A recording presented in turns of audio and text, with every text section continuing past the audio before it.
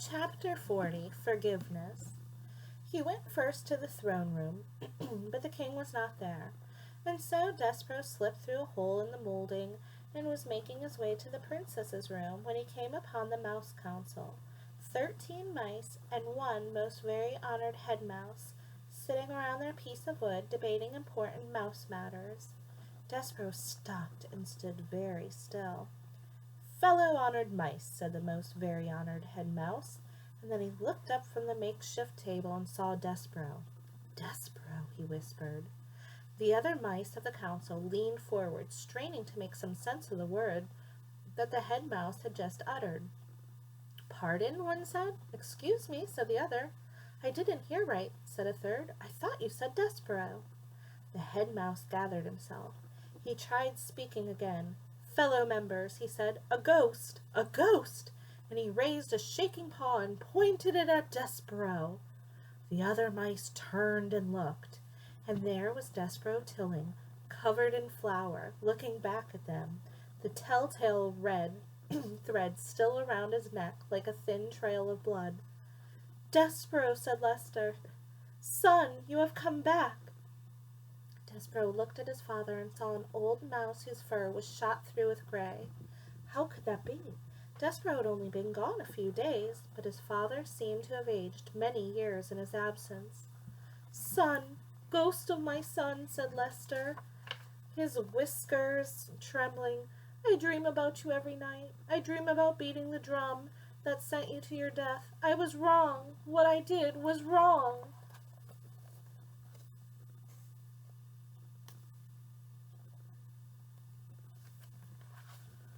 "No," called the most very honored head mouse, "no." "I've destroyed it," said Lester. "I've destroyed the drum. Will you forgive me?" He clasped his front paws together and looked at his son. "No," shouted the head mouse again. "No, do not ask the ghost to forgive you, Lester. You did as you should. You did what was best for the mouse community." Lester ignored the head mouse. "Son," he said, "please." Despero looked at his father, at his gray-streaked fur and trembling whiskers, and his front paws clasped together in front of his heart, and he felt suddenly as if his own heart would break in two. His father looked so small, so sad.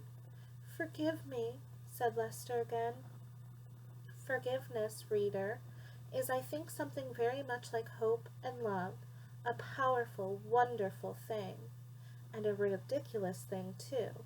Isn't it ridiculous, after all, to think that a son would forgive his father for beating the drum that sent him to his death? Isn't it ridiculous to think that a mouse could ever forgive anyone for such perfidy?